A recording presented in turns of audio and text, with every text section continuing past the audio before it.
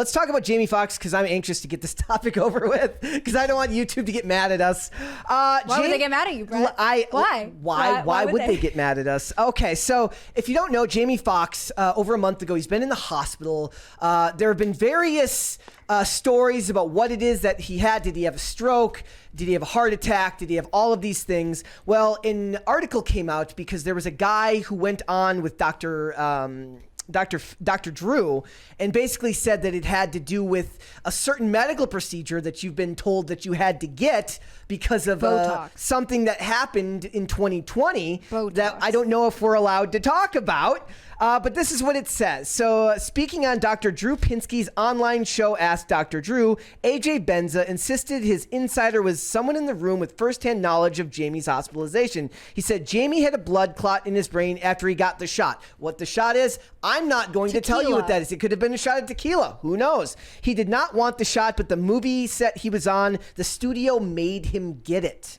That is scary. Like, we're back into that discussion about forced medical procedures, right? Like, who has the right to tell you what to do with your body with an experimental tequila shot, right? Nobody wants a shot of tequila. Or you could forego the tequila. I know that means foregoing the job, but I think if you're Jamie Foxx, maybe you have the financial resources to say no to this one. You'd think, right? Like if that's your value. And they said that he was acting like, again, we cannot confirm this. As far as I'm concerned, this could be a conspiracy theory, but this guy went on a show with a very large platform and had this discussion. So I think we should at least talk about it. So in this case, he's saying that Jamie Foxx didn't want to get it, but he had to. And that's a problem when they're making you do something that you don't want to do. But like you said, he's got the money. Did he have to do, could he have opted out? Contractually, he might have been required to at that point without paying back huge amounts, maybe, of money. I feel like you're going to pay a lot more right now if you believe the tequila shot and this situation are linked, yes? Yep. So it says he formerly worked as a columnist for the New York Daily News and is a host of E-Series Mystery and Scandals. He says the blood clot in the brain caused him at that point to be partially paralyzed and blind. This is contradicted with something that his family said about 2 weeks ago, where they said, no, he's in recovery. He was actually out playing pickleball recently. So what if he's in recovery without his eyesight, though? Could you play pickleball without? You could play it poorly. If you were partially paralyzed, like if you were having a hard time moving your left arm and you maybe couldn't see very well out of your left eye, but then they gave you a pickleball racket and they're like, here, because it's like a form of recovery if you're playing really soft and really easy. Yeah. Sometimes I feel like you do have to defer to the family in these scenarios, like someone being like, I have a source who I can't tell you about who has knowledge of it. Sources with an inside knowledge. It makes me a little bit more skeptical. Not that journalists, I hope they did their due diligence, but I'm always skeptical. You know what I mean? Like, one of the hardest things to take nowadays is when people say unnamed sources. Right. Okay, so if you were to tell me hey, I talked to someone who knows someone and this is what's going on. Yeah. Versus if I talk to someone who realistically has regular contact with that person. People are asking what the F is pickleball. Pickleball is it's a hot trendy sport. It's a very trendy sport right now. Watch out for your tennis courts. They're changing them all to pickleball courts. It's for yuppies. It's like the mini. I love that you said that because I was gonna be like, I played it. It's fun. I look exactly like someone who would be into it. It's like the mini. It's like the mini. It looks like table tennis. It's like table tennis or also like smaller tennis. I like it because you can play it at all kinds of levels of. It's like tennis and ping pong. I've seen super intense guys get really into it who are like super athletic, and then I've seen just ladies out for a hangout and chat play it. It works both ways, and I think it's good to find active things to do outside. What's another reason this is an interesting discussion is we're going through a writer's strike right now in Hollywood. And that's relevant with the Disney discussion too. Disney's losing all this money, and now people are saying give us more money for these bad movies that we're writing that nobody likes. It's a weird threat. It reminds me of Bam. Yes, but in general right now, what's going on in Hollywood is the mandates for tequila shots. We'll keep calling them. We're going to keep saying tequila shots. Actually ended on May 12th. So they're no longer required to get the tequila shot, to be tequila shotted, nor are they required to mask up on sets. Unless you're in certain part of productions. I guess if you are in an intimate scene, they have to do a check to see if you have it, the COVID beforehand. crazy. You can say COVID, right? I can say COVID. Yeah. Oh, you can. Okay. You can say COVID. Okay. But yeah, so they're saying that this is an article that was not that old, and it says the mandate has become extremely controversial over the last couple of months. In February, Woody Harrelson, he blasted the protocols as nonsensical and unfair because they're an affront to liberty.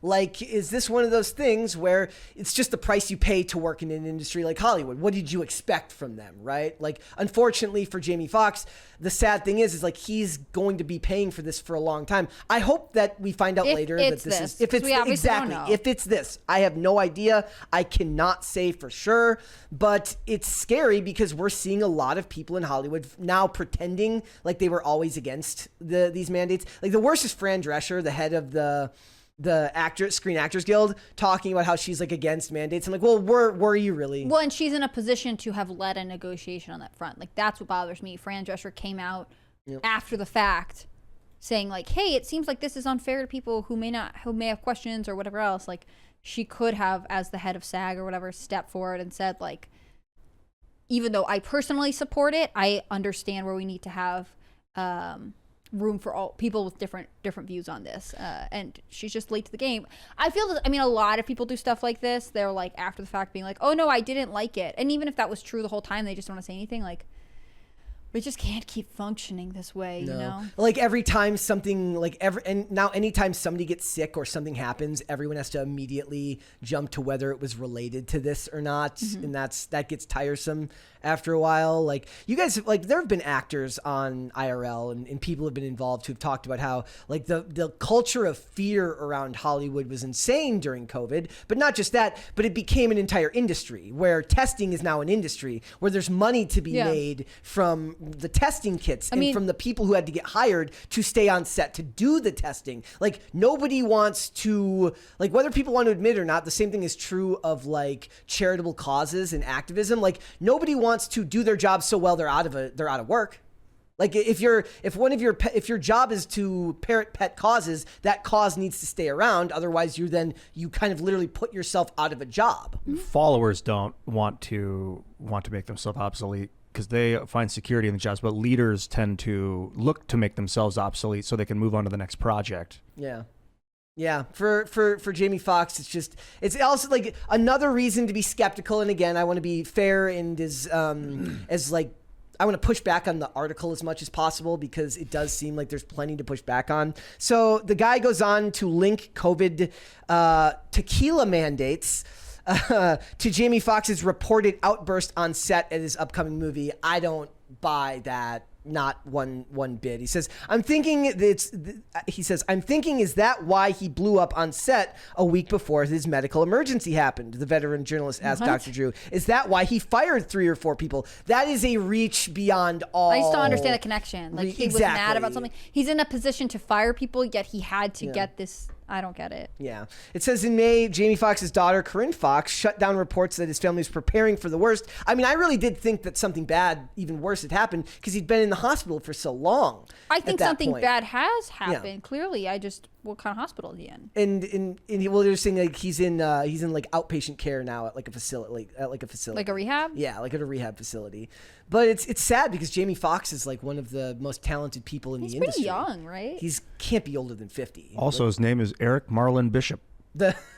Changed his name to Jamie Foxx when he became an actor. I think Marlon's kind of a cool name. Marlon's a great name. That's a fantastic. Is that what you're gonna name one of your hockey kids? Yes, someday. Do you promise? Someday I will. The Marlins is a baseball team, so maybe we have to come up with a hockey team name instead. The other thing about Jamie, Puck. The other thing that was sad because I also do a thing called Wholesome of the Day sometime here, and Jamie Foxx just donated an entire basketball court to his hometown. Nice. So it's like he's this nice dude who's doing all these good deeds, and you being like he's a nice dude makes me think back to early pop culture days when we would talk about Keanu Reeves like all the time because he's just a nice guy. Yeah, Brett would always be like, he's just the best. I want Keanu Reeves to come on this podcast so badly just so he and Brett can talk about being nice. So is it that or is it Tom Cruise that I stand more? I don't know, but the point is, I didn't think. I was super neutral on Tom Cruise, and you were sort of an intense fan, and then somehow that made me semi-skeptical of Tom Cruise and made you an even bigger fan. Yeah, I have to push back. For no specific reason. I have to push back because people are pushing back on me. against my neutrality on him. Yeah. Well, we do have the Tom Cruise candle up there That's that's hanging out with everybody. He's hanging out there. Like it's one of those things for me. Like I see these requirements and I see a lot of actors and you see pushback and I wonder how they. Like I worry now. I worry about having to like, will I have a job someday? Like I'm not going to have a job. I don't think that we'll have a requirement for this because by the time that ever happens, if I'm ever to have to work somewhere else, God willing, I hope that doesn't ever have to happen. Like I'm guessing by then the mandates would have been pulled at most of these places. But like, does the government still require it? No, the federal government struck down all of their mandates for it. So I don't know. So it's just sad to see, and it's a lot of speculation. But for Jamie Foxx, I hope that this is not what happened, and that he's on the track to get better. Because it's very sad to see stuff like that happen to somebody who's so young and talented. Like he's literally was on a TV show and a movie at the time that this happened. So Nick Cannon had to cover for him on the TV show he was doing, and they had to continue filming the movie he was on with his stunt double because he was just in the middle of all these productions. Oh, also, they didn't name, that's the other thing that was suspicious, is the guy who gave this report wouldn't name the movie set that required him, they wouldn't name the studio or the movie that was going to require. Known? No, it's not. So it's like all of those questions left unanswered. I'm skeptical of whether that's the reason for this. So thanks for watching. Listen to full episodes of Pop Culture Crisis on Spotify. Keep up with us on social media and make sure you subscribe and ring that bell so you never miss the show. Bye, guys.